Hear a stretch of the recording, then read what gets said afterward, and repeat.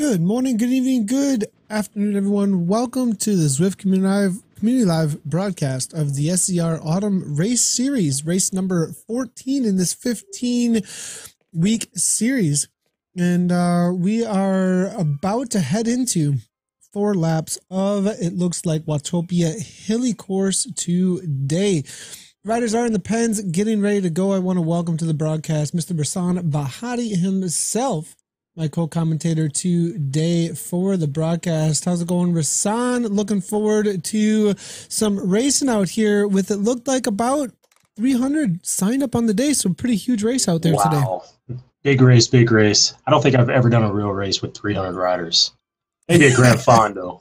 That's actually a really interesting point, actually, that we don't talk about a whole lot here, actually, but there's definitely a reality that some of the racing out on Zwift is starting to get as big or bigger than a lot of the local races, which is kind of crazy, actually, even to think about. It is. I mean, it could be a little frightening in the real world, but at least in the game, you're nice and safe. You can ride as crazy and wild as you want and still get a good workout and have a safe race. For sure, for sure. We've got 104 racers taking off right now from the C category. In the A category, I think we saw somewhere into the 60s plus or so.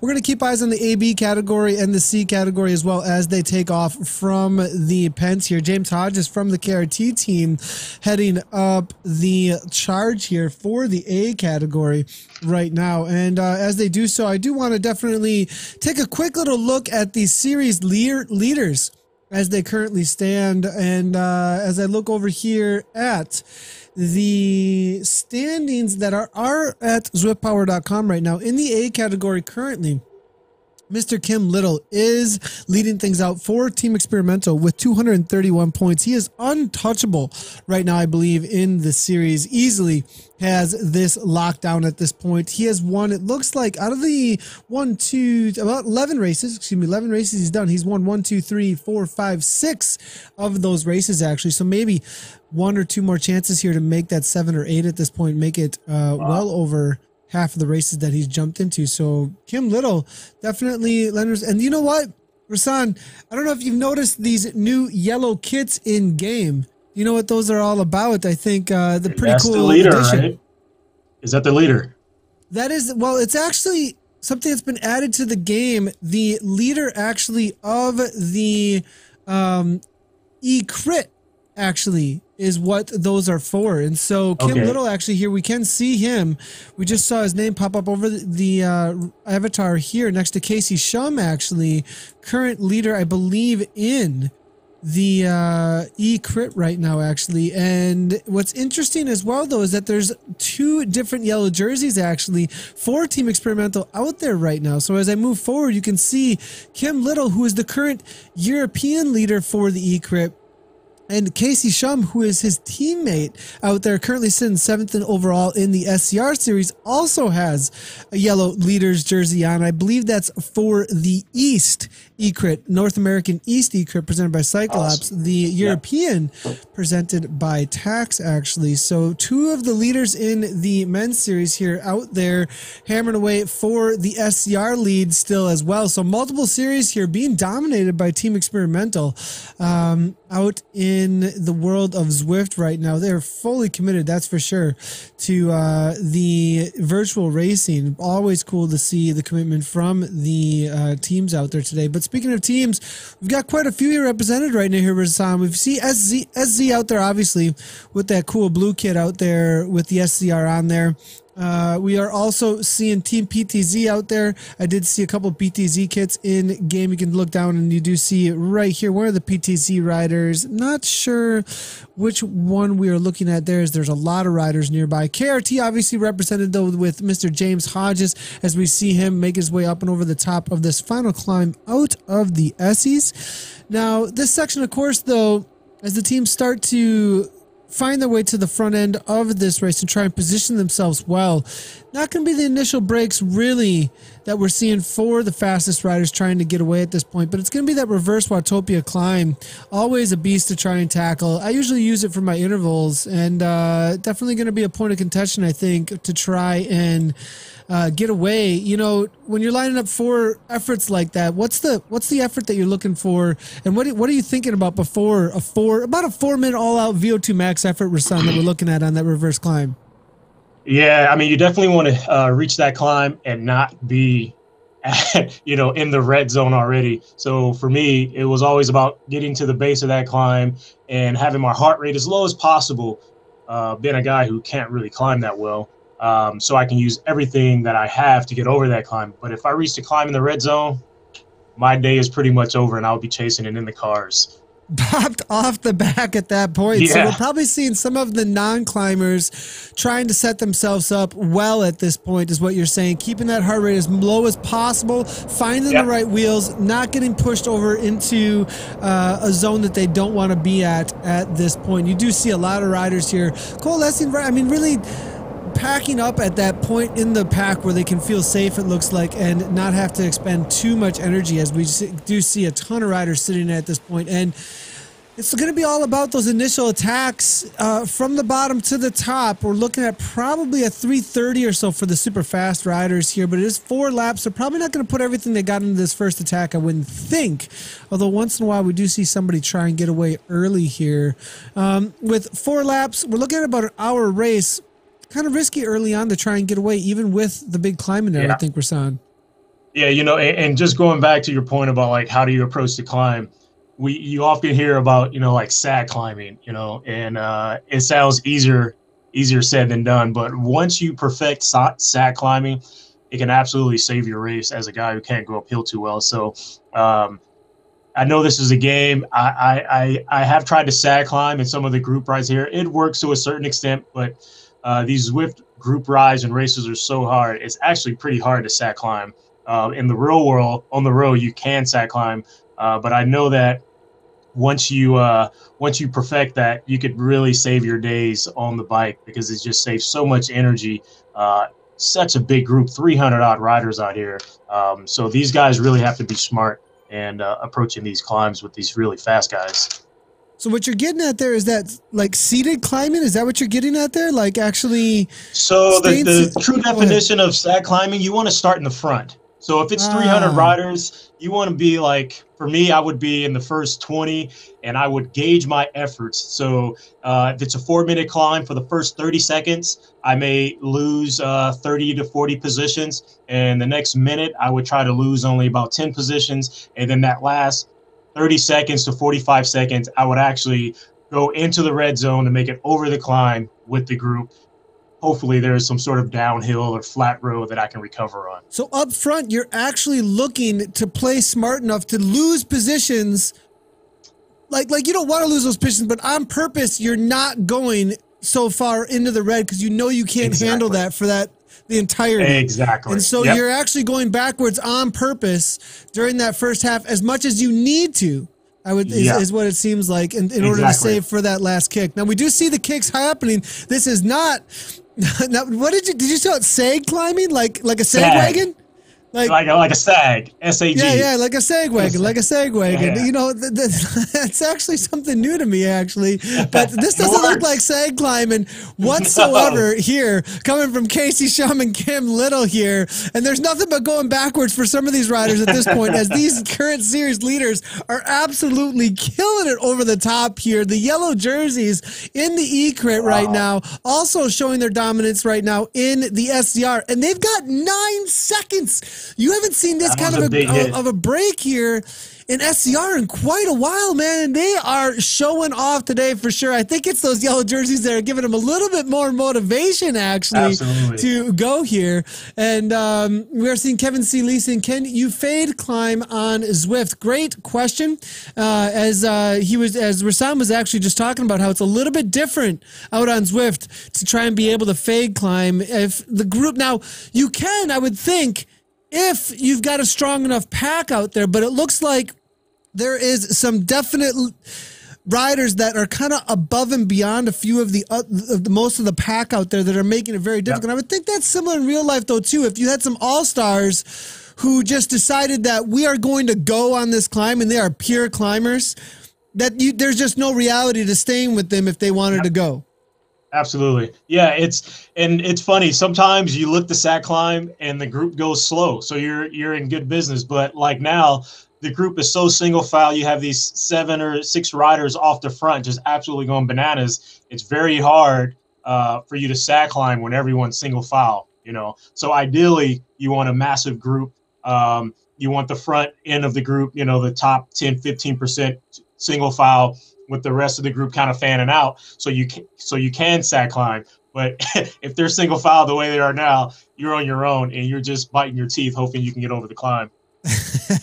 And I think there are a few here that are doing just that. I think Opitz was looking for the fade climb here. 2.8 watts per kilogram is what he's looking to put out right now. So it looks like he had to respond, you know, pretty quickly there as he was sitting in amongst the pack and then noticed that they were gone. So the GOAT rider here has moved his way up to this pack here, but bumped his heart rate into that 175 here, 424 watts now just to hang on, as Matt Johnson here, second overall in the SZR series right now at 5.3 watts per kilogram, starts to turn the screws again, seeing that these riders are starting to come back here at 12 seconds. Now 12 seconds with the large pack making that chase is still not quite enough to have a confidence, and I have a feeling they're going to want to really start to get away at this point because Nordstrom, Hodges is in there as well. We're seeing Grimshaw, one of the strongest riders out on Zwift as of recently, trying to bridge that gap as well. They're not going to want those boys to be getting away, but it looks like that might be happening at this point here. But it's all about whether or not they continue to kick over the top. Casey Shum now with a little bit of a kick there, up in that 8 watts per kilogram as they come over the top here. 330, not the fastest time we've ever seen, but within about 6 to 10 seconds of some of the faster times over the top of the reverse Watopia here. And they continue to push the pace here. 4.95 watts per kilogram here, coming from the man out of Denmark right now at 176 beats per minute here. Jay Herman following it up from Vision, it looks like, right along with Howson now, and they are definitely not slowing down. They put it out to 24 seconds. I think it's said and done for this chase group at this point. But Teselius here out of Sweden here, I think also another rider who was caught off guard on that climb. I think a lot of these riders were actually, it's funny that you mentioned that, say climbing, because I think a lot of these riders were looking for that, Rasan, and it's just a little bit of an upset here. Yeah, like if you're not paying attention, you know, you can go into it with the wrong mindset. So that's why I love bike racing. It's always about adjusting on the fly. You know, you can have one idea of how you're going to race, and then look what happened. You have a group off the front. They're absolutely killing it. They've covered, you know, 5.5 miles, just over 11 minutes. So they're absolutely flying. So now you have to adjust and see how you're going to be able to compete in this race without even knowing the scenario that was going to go down. Yeah, for sure. And we are seeing, you know, the adjustments trying to be happening here. Now, we are seeing a little bit of a slowdown up front. It has been brought back to 15 seconds, actually. So Casey Shum here, 5.4 watts per kilogram. Kim Little here as well, now at 4.3. A couple of teammates here on the front end of the race trying to keep that gap at this point now. Now, our C category feed has gone to the pens at this point, so we're going to try and bring that back in, but I have a feeling we will be unable to do so. So we'll follow those up as we can out on course here. We are getting social media integration coming in. It looks like a couple of chats coming through here from Kevin C. Lee. Does drafting work in Zwift? Yes, drafting absolutely works in Zwift. That is a great question, Kevin C. Lee. It is not just a trainer race out on Zwift. Now, there are some races that do allow power-ups as well, which do allow a little bit more of a skill base to get involved into the race as well. There's also some skill around the realities of how to use the drafting, when to use power out on the course, depending on what kind of gradients that you're at or what kind of corners you're actually going around. So there are some skills to be used out there as well, and not just a strictly trainer power race, actually. In this SZR race, though, no power ups are allowed, so it is mainly a drafting tactical race, but there are most definitely tactics, though, with the drafting. If you are drafting on another avatar, you have to work less in order to produce the same amount of speed as the avatar in front of you. Another question coming through here from Lewis as well. Are they professional cyclists? Some are out here. Elite cyclists. We do have professional cyclists that do jump in to the races often, actually. A lot of Masters World Champions as well. I've done a lot of racing out on course. Rasan's done some race. Actually, Rasan, have you done what's the latest Zwift race? Any Zwift racing as of recently? Rasan, also a professional cyclist here that needs to jump out on course, maybe. Yeah, I tried to do one yesterday at around 4 o'clock Pacific Standard Time, and I got in the grid with about 2 minutes to go with no warm-up.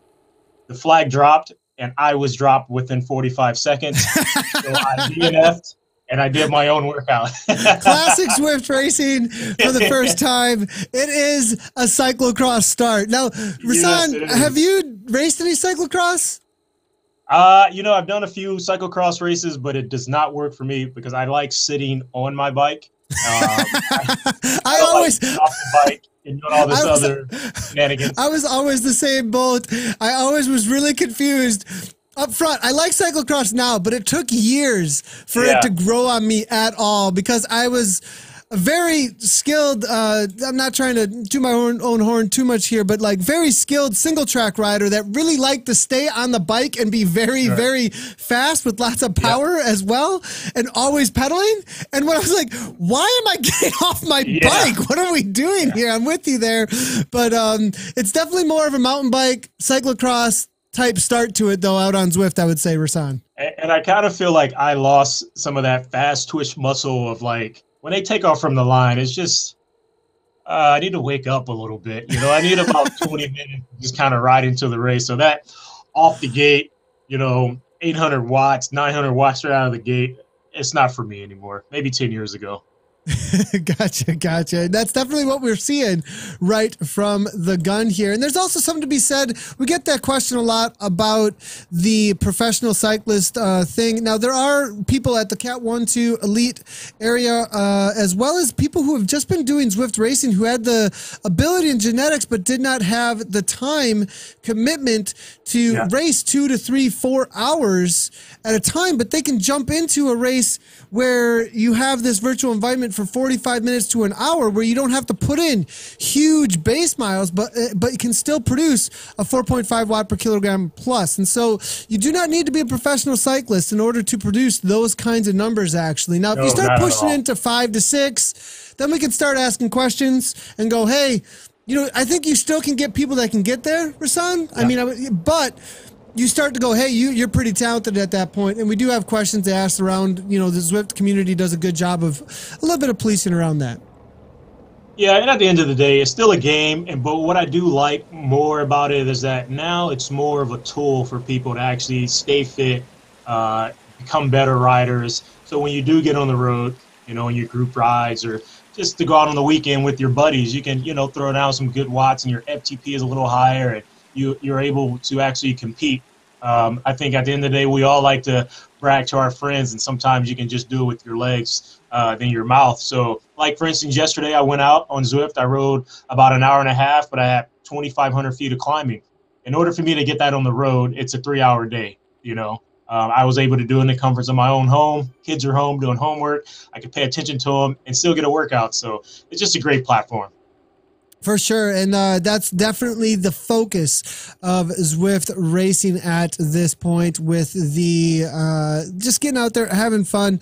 There's also the fine line here with a little, we do have series leaders at this point, but there's a great job being done by some of the community out there as well to make sure that is staying within the rules there for sure here. So now you absolutely do have to do some serious threshold efforts as a warming up before one of these races. Elevate your heart rate. Graham Brown is saying that's for sure. Thanks a lot for all the comments coming through here, actually, through the Facebook. If you guys do want to get involved in the broadcast, you can do so by just commenting over on our Facebook or tweeting at Z Community Live. And if you do tweet at Z Community Live, we can bring in your photos of your Zwift setups or anything related to Zwift.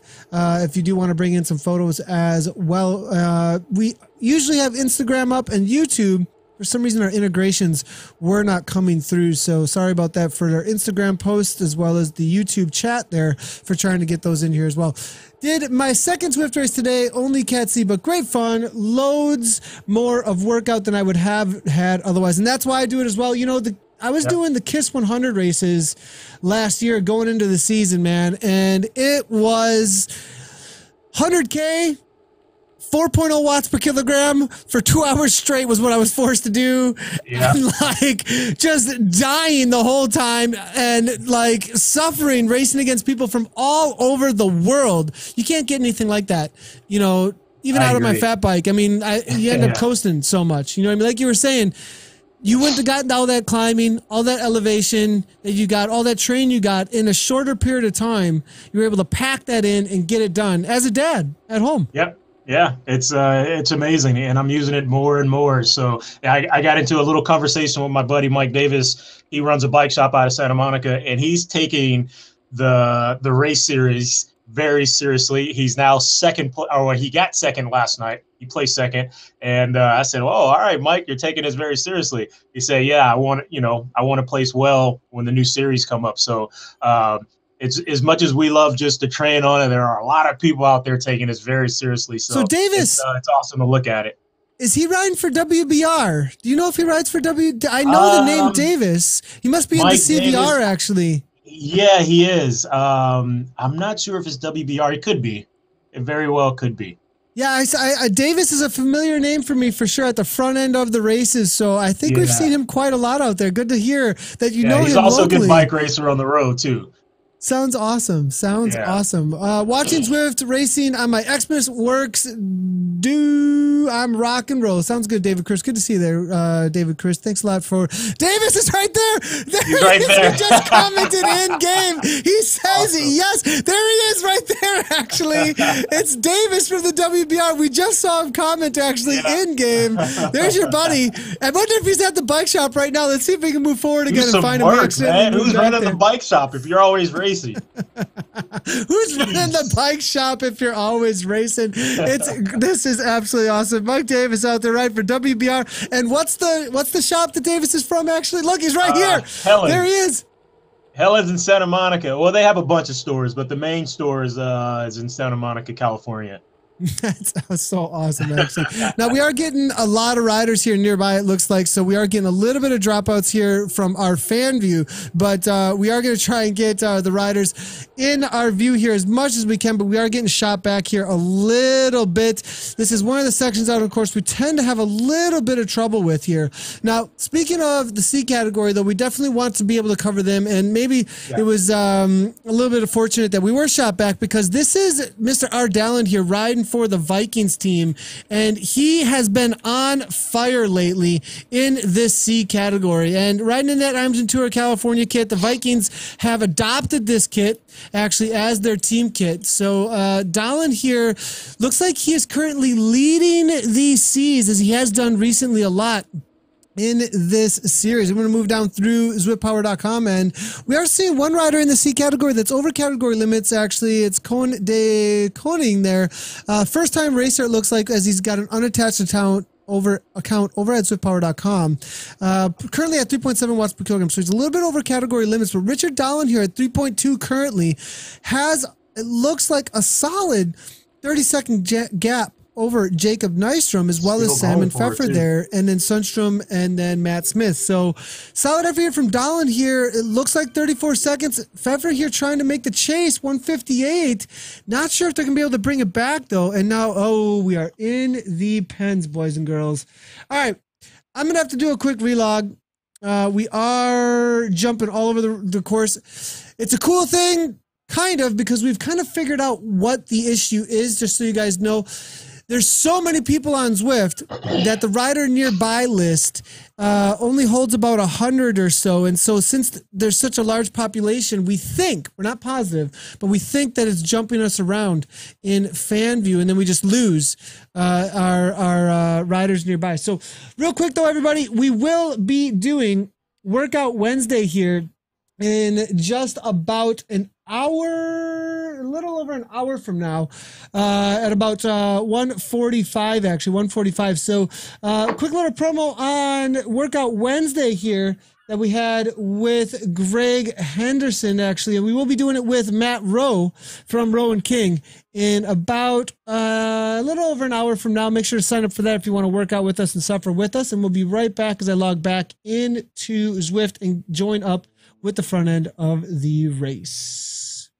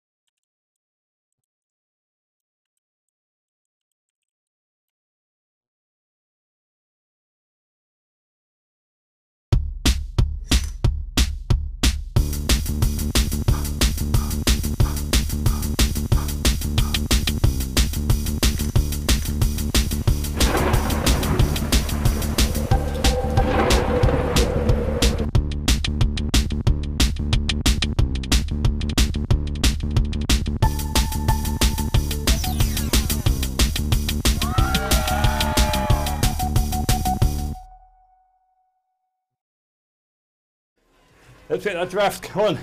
Let's get that draft. Let's get ourselves on his wheel. We go right past him. No! We don't want to go right past him. What a waste. Oh well.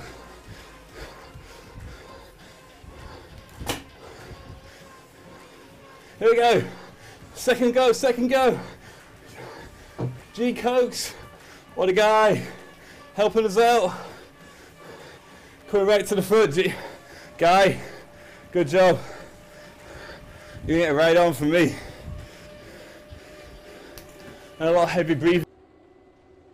And that was our Twitch clip of the week with Mr. Jonathan Noblet, actually, twitch.tv/Johnny Zwift. Go check him out. We're back in with the front end of the race here. Hopefully, we'll be able to stick in with them as they make their final 2 laps here. As you can see, we're back with Jay Herman. And now, if you want to get involved in streaming of Zwift and get promoted through our broadcast as well as retweeted and all that kind of stuff, make sure to tweet at ZCommunityLive, as well as using the hashtag Zwift Clips, and we'll be able to find that out there. And we'll go ahead and retweet that, as well as maybe grab those, download them, and put them right into the broadcast to highlight you and what you're doing out there for your streaming of Zwift. We've also recently started a new Facebook group that everybody's welcome to get information directly from ZCL on what our focuses are about Zwift streaming, as well as integrate more of the community into our Zwift streaming initiative. So make sure to go ahead and find that Facebook group. It is Zwift Community-Live Streaming. And we will go ahead and add you up in there if you are a real person with a real account. That's the main entry point. Real person with a real Facebook account. So back at the front here, they've got 26 miles in here, a couple of matches burned, and at this point it looks like a lot of heart rates are starting to fall down. I think that middle of the race point is starting to happen here, where people start to think about reserves and how much they really have to put on the line, Rasan. Yeah, I mean, it pretty much goes down the same way all the time, and it is hard when the race is full gas for the whole hour, hour and a half, whatever it may be.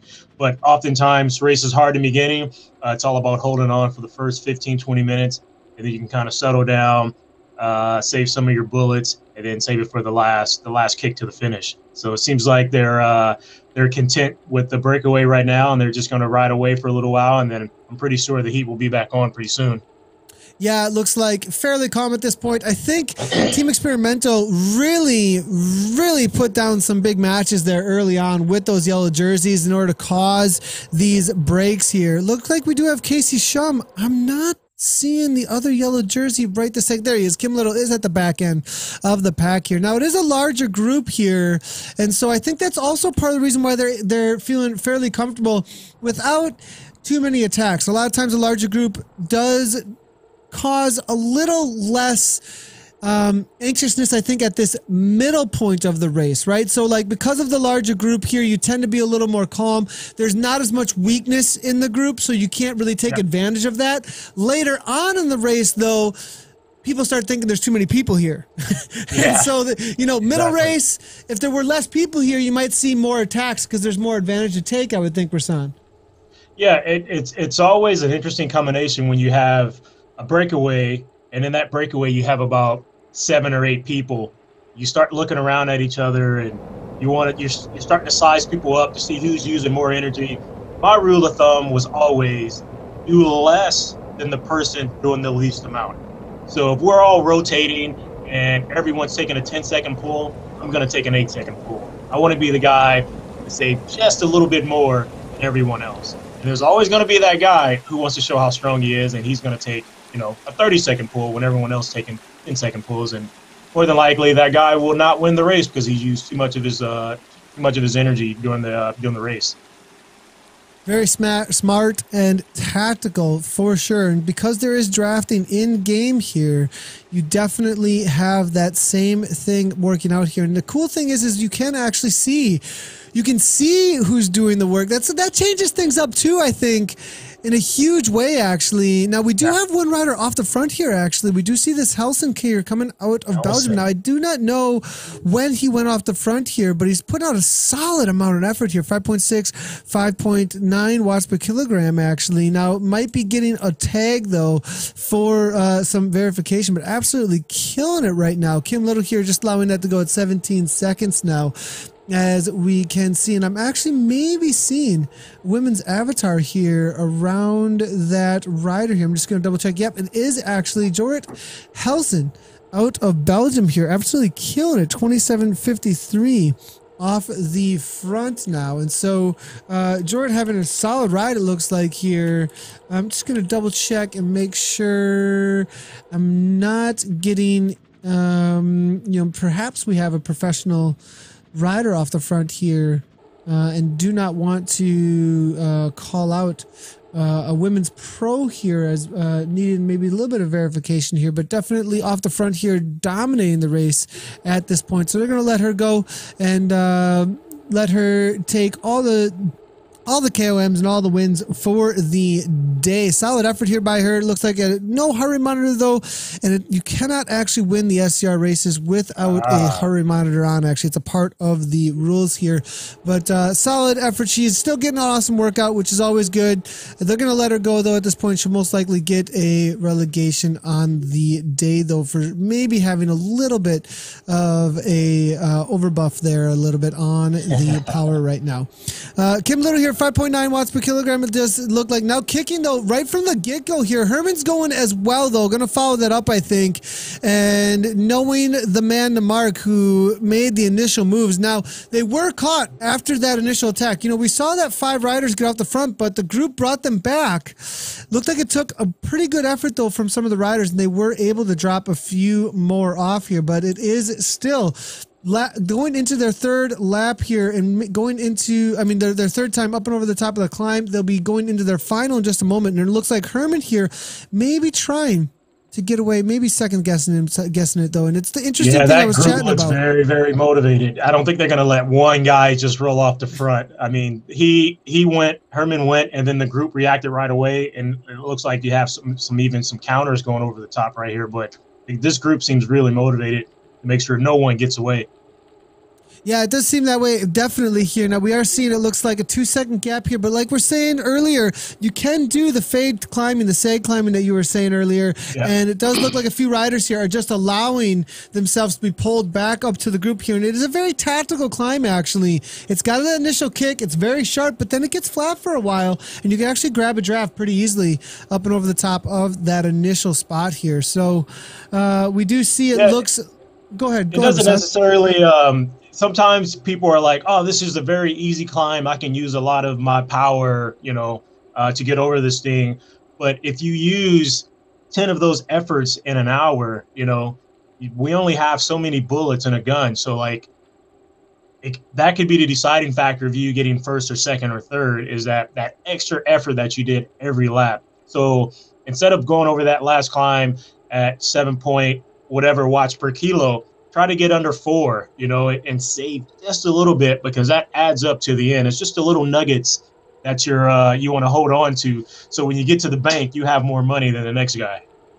Yeah, that's for sure, man. I mean, and it looks like there are some riders here who are definitely playing a little bit smarter here. We are seeing in the chat, though, from Twitch, Casey Shum saying that first climb hurt. And they did a 330 over the top there, so it looks like they might be sitting in a little bit more at this point, as they were unable to get away early on now. Now, the ability to see, you know, in real life racing, you can guess at what people are doing, but then there's also the rope-a-dope. I mean, you've got the situations where, you know, somebody will fake it like they're hurting too, as well, in real life. But in Zwift racing, you got the heart rate, you've got the numbers on the right-hand side, you can see the wattage that they're putting out.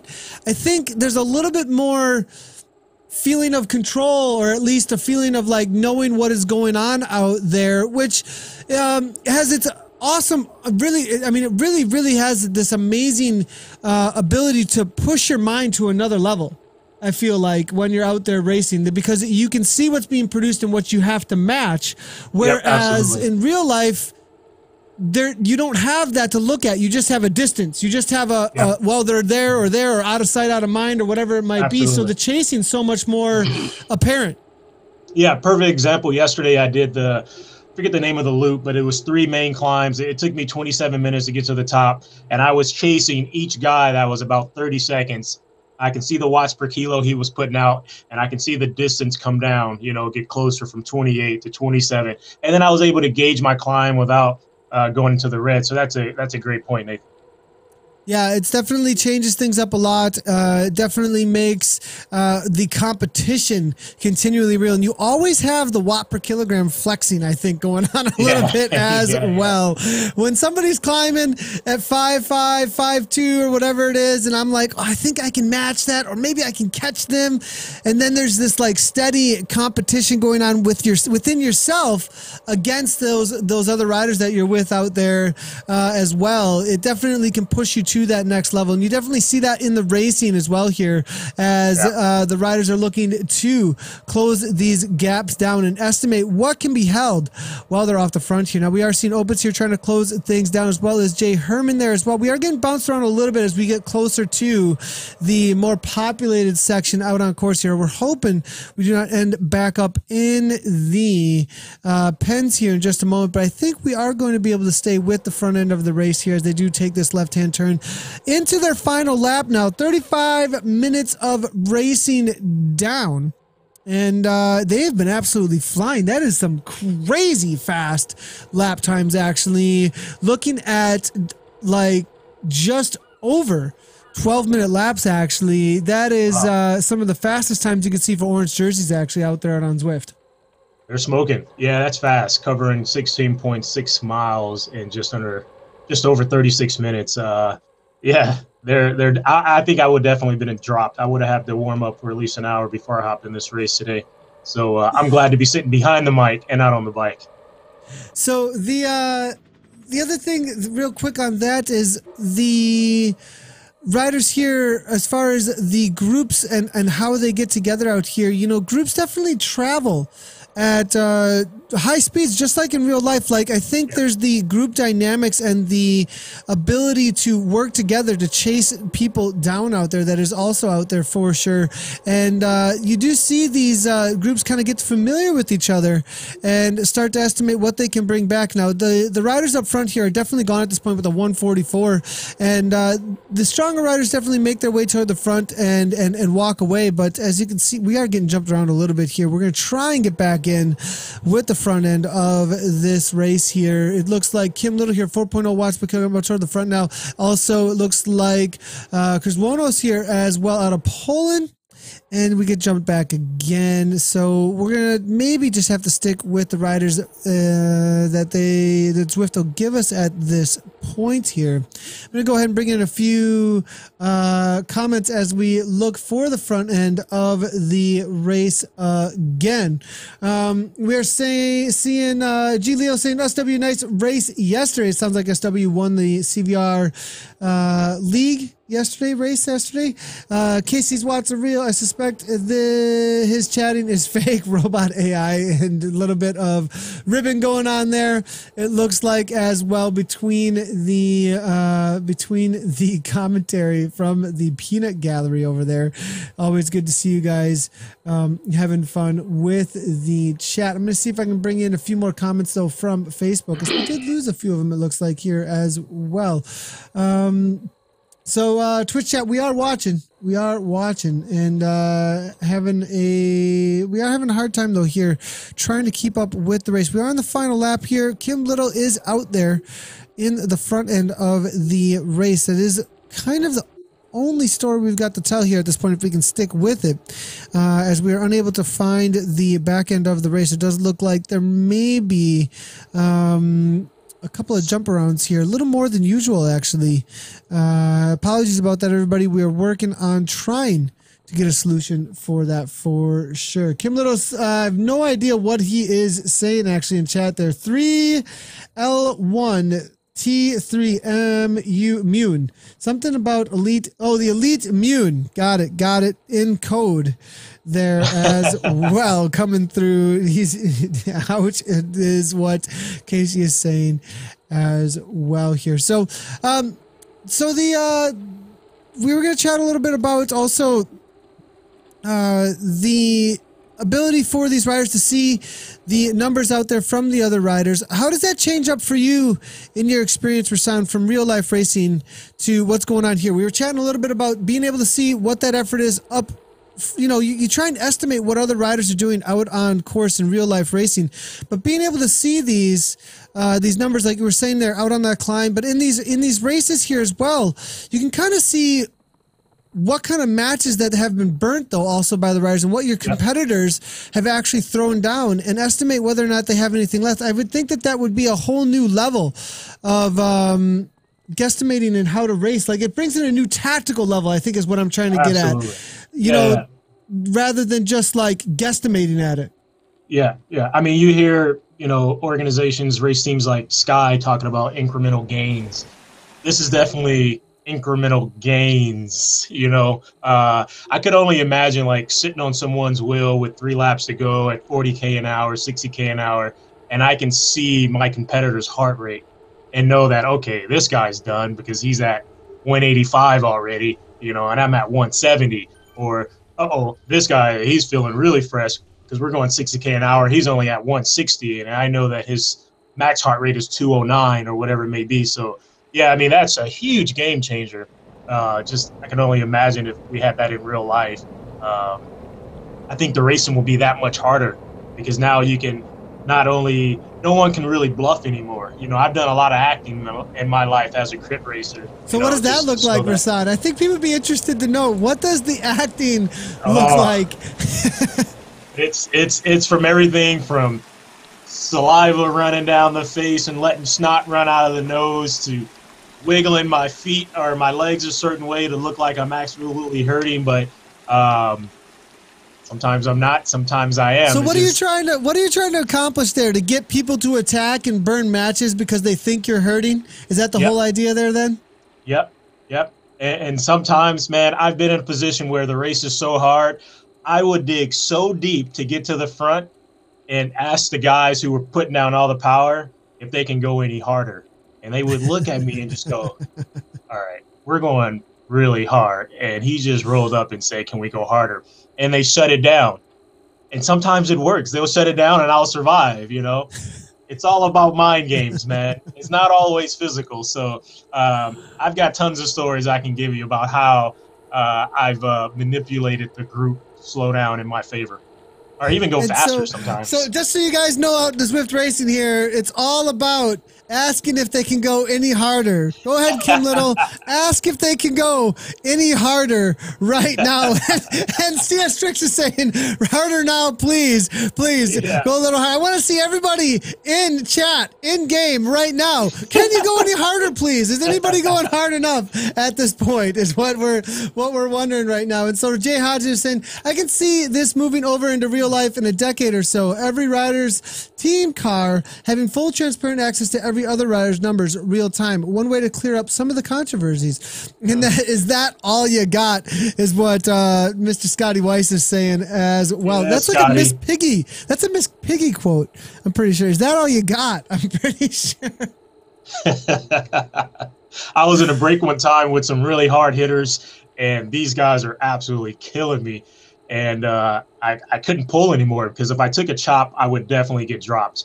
So I said, no chop, so I won't get dropped. But it was at one point I was redlining, and so I took a pull, and I told the whole group, if you guys do not want me here, you have to drop me, and I feel too good today. You can't drop me.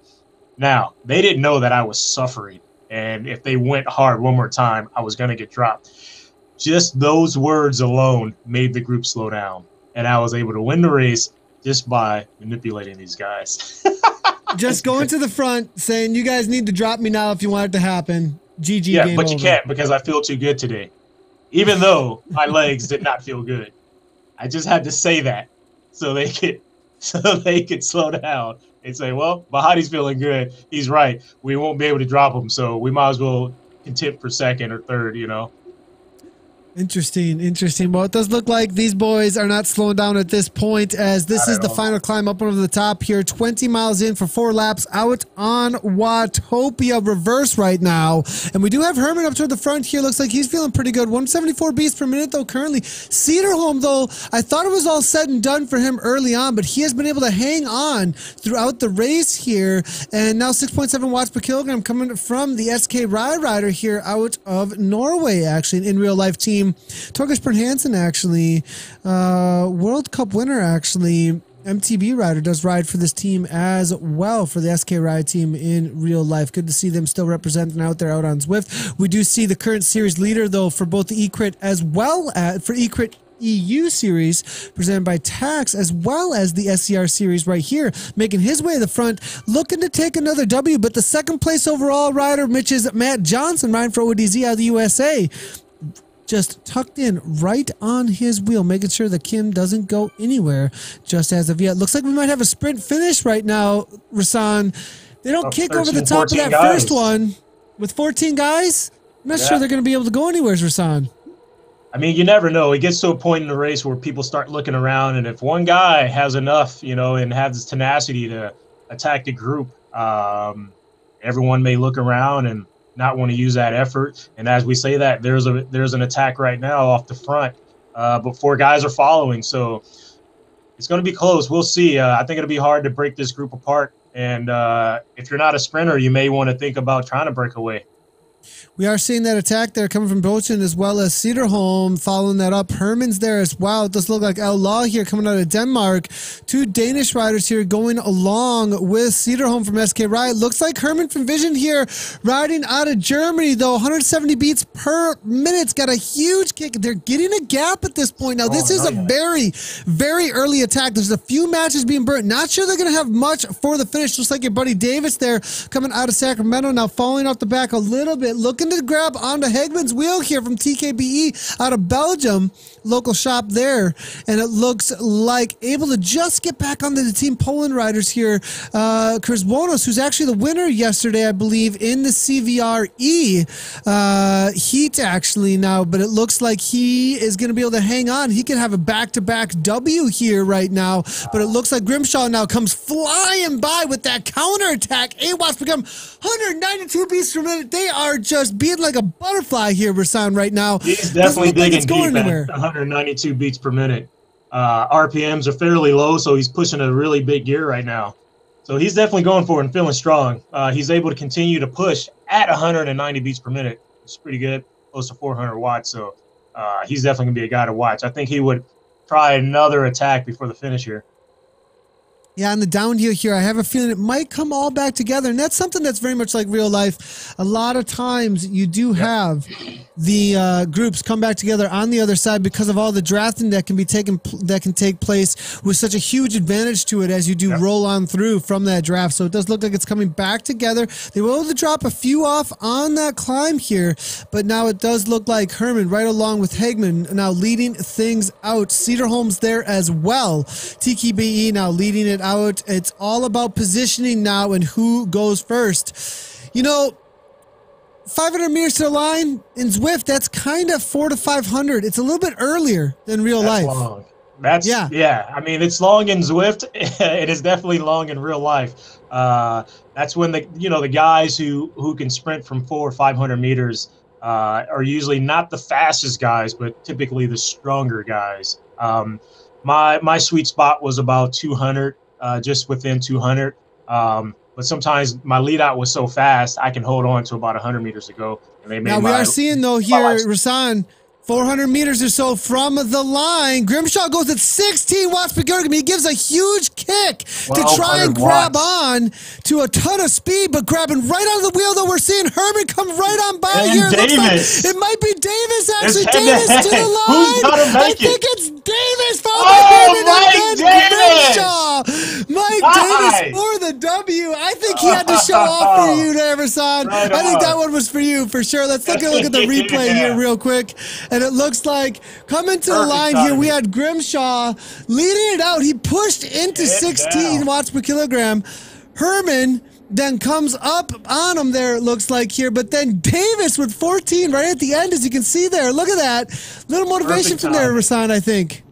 Hey, remember, all those climbs, you never once saw Mike Davis at the front giving it a chop. And look how much he won the race by. It goes back to what we talked about earlier, Nathan. Saving everything for the finale. And now looking here, just going to make sure we got that right, because Herman kicked at 17 right at the end there. He might have nipped him. I'm going to double check here in the slow-mo. It looks like Davis was just barely able to hold on across the line. Oh, yeah. Oh, my goodness. And even Herman grabbed the yellow jersey there across the line. Grimshaw for third. What a race there, though, all around. A beautiful finish. And Davis...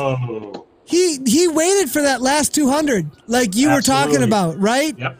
I mean, we had early on, we had Grimshaw go from like 400, and he kicked with early wattage, but he kind of just led those boys out. Yeah, he was basically the rabbit, you know. Sometimes it works to his advantage, but in this time it didn't. You had two fast guys behind you, and I'm the same kind of sprinter. I want to chase something. I hate leading it out. So he basically became the rabbit for those guys to have something to leap towards, and it was a great finish between the first and second place.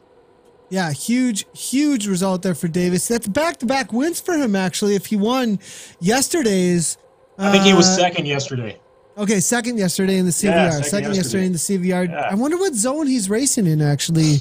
It'd be interesting to find out what zone Davis is racing in. Solid result there for him. It looks like the Team Experimental boys might have paid a little bit for their upfront efforts there. We are seeing Kim Little in 6th there, followed up by Casey Shum there in 17th. Solid effort, but those boys with Mike Davis, Johannes Herman, and then Tom Grimshaw able to throw down. And like you were saying, Mike, 4.1 watts per kilogram. Amongst everybody there, it's the lowest watts per kilogram in the top 10 for the duration of the race. Look at that. So, I mean, definitely putting out way less effort, saving it 4 that finished. Second place there with that 4.7. Johannes, that strong rider, but, you know, maybe putting out a little bit too much effort and not timing things perfectly right there. Here's a little nugget you guys can take home with you. It's not about how many pedal strokes you take. It's about how many you don't take. And if he took less pedal strokes, he was still in the group, and he was able to win. So it's not all about how strong you are all the time. You got to use your mind, use your brain, and timing is everything. So well done, guys. Well done, well done. All right, so we do have Workout Wednesday coming up in 1 hour from now. As soon as when we actually see Matt Rowe out there coaching another group workout right now. He did one right before this that started at 12:20, I believe it was. They're going to jump back in game, and we are going to be doing a 4x4 workout, I believe, with Force actually workout. Rasan, you could jump upstairs. Come on over and join us for the workout, maybe. What time is it starting? It starts at 1:45 my time. So over there in Long Beach, it'll be over at CHQ. It'll be 2 hours earlier. So 11:45, I think it is. You know, we have a lunch ride, and yep, it's about 70 degrees today in Long Beach. Gonna get outside. So I'll be doing the outside ride, and then I do plan to come back inside and finish up some training on Zwift. Oh man, you're making me a little bit jelly, just a little bit jelly there. Oh man, peanut butter! Holy gosh! You're always welcome in the office, Nathan. You know. Yeah. Well, I'll just grab a quick plane on over for that ride, that lunch ride, real quick. But so we are unable to cover. I'm sorry, you guys. We can't get the rest of the categories. We lost our feed for them over here, and we're not going to click all the way through everybody right now. And we got to get over to Workout Wednesday. Join us though. In just about 45 minutes from now, we're going to be doing the Rowan King Workout Wednesday here live. Join us up, Zwift Community Live. If you haven't done so already, hit that follow button on Twitch. So you can hit the like button over on Facebook. That's great if you're watching on Facebook. But you won't always see all of the live streams that we have. Push notifications will come to you from a live streaming platform. There's also a bunch of chat going on there, as well as a whole lot of other Zwifters who are streaming the Zwift game over on Twitch. We have a Zwift community over there as well that you can be involved in. Also, remember, for those of you who are live streamers out there, I'm calling out to all of you. For those who want to get involved, join our new Zwift community live streaming group. We've got a lot of information we're going to be dispensing there about how to get involved, as well as when our broadcasts are, as well as who's broadcasting and helping you out in getting involved in more and more broadcasting, as well as developing new things that you want to see. We're taking your feedback specifically to highlight all of the awesomeness that's going on out there in the broadcasting world, as well as things we can add to enhance your experience of Zwift. So, Rasan, next up, we've got Workout Wednesday. I think there's a lot going on, actually. We're also going to be doing a community chat, actually, on Friday, which is coming up. But then it'll be next week. We'll be having the E-Crit. No, not next week. I'm sorry. CVR. We're taking a break from E-Crit for 2 weeks. So next week, we got SZR, the last race in the series, I believe. So hopefully we'll be able to see you for that. Oh, yeah. I'll be in. We've got, there we go, focus work there. Lost focus. Yeah, we're out of focus. I was out of focus. Focus, Nathan. Focus. All right, guys. Thanks, everybody, for tuning in. Rasan, always great to have you and having your experience from racing help us out to understand what's going on out here, out on Zwift. Anytime. All right. All right, everyone. Have a great day. Happy holidays, and we'll see you again. All right, Rasan, take care. And that was Rasan Bahati coming at you directly from Zwift HQ. My name is Nathan Garrett coming at you from Zwift Community Live headquarters. We just did the SZR race. We had for the results today. We had, I'm going to see if I can bring in the official results. They're not up just as of yet, but Davis, from what we saw, took the W over Johannes Herman, followed up by Tom Grimshaw. All right, Workout Wednesday coming at you in just about an hour. Thanks, everybody, for tuning in. As always, great job to the riders. And as always, a big old ride on. If you're unfamiliar with Workout Wednesday, here's what it looks like, as well as a couple other promos that we have to run for you. See you guys in about an hour with Matt Rowe with Rowan King Coaching.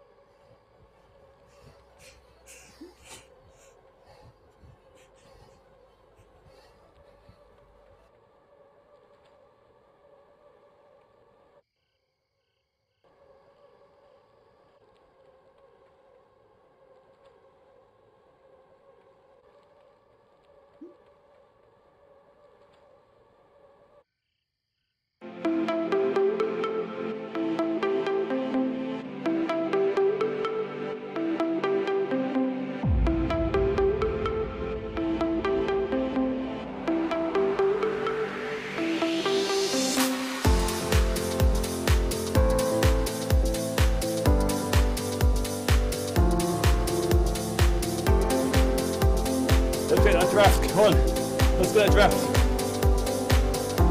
Let's get ourselves on his wheel. We've got right past him, no! You're gonna go right past him. What a waste! Oh well.